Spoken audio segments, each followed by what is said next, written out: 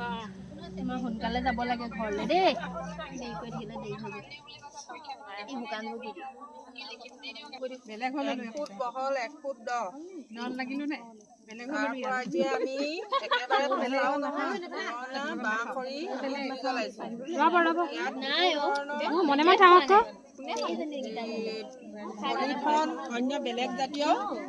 video' কৰি আমি নজলাওঁ জুই পুৰা অকল বাঁহ খৰিয়ে জ্বলাম আৰু কোনো ধৰণৰ তেল জাতীয় বস্তু আমি নিদো অকল বাঁহ খৰিয়ে জুই পুৰা জ্বলালো এতিয়া জুই জ্বলি আছে জুই জ্বলি থকাৰ পিছত আমি হেৰি কৰিম যেতিয়া খৰিখিনি সম্পূৰ্ণ মানে জ্বলি মানে নেতাই ছাই মানে পৰি নাযায় ধৰক আঙঠা হৈ থাকিব তেনেকুৱা সময়তে আমি ইয়াত গোবৰ পানীত আমি বস্তা তিয়াই থৈছো সেই বস্তাটো আমি ইয়াত দি পিনে ঢাকি দিম তাৰ পৰা যিখিনি সাৰ প্ৰস্তুত হ'ব সেইখিনি হ'ব আমাৰ বেম্বো বায়'চাৰ আৰু এটা কথা ক'বলৈ থাকিব এইখিনি যেতিয়া ঠাণ্ডা হ'ব 4 ঘণ্টা পিছত আমি এইখিনি মাটিৰ তলৰ পৰা উলিয়াই দিম উলিয়াই পিনে আমি নিশাটোৰ কাৰণে ভাতৰ মাৰ সানি পিনে ডাঙৰ গছ এজোপাৰ তলত ৰাখি থ'ম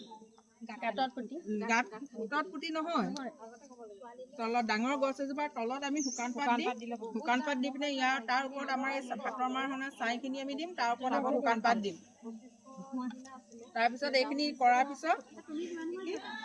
পিছদিনাখন আমি নিশাটো থৈ দিম পিছদিন আৰু দিন থাকিব পিছদিনাখন আমি হেৰি কৰিম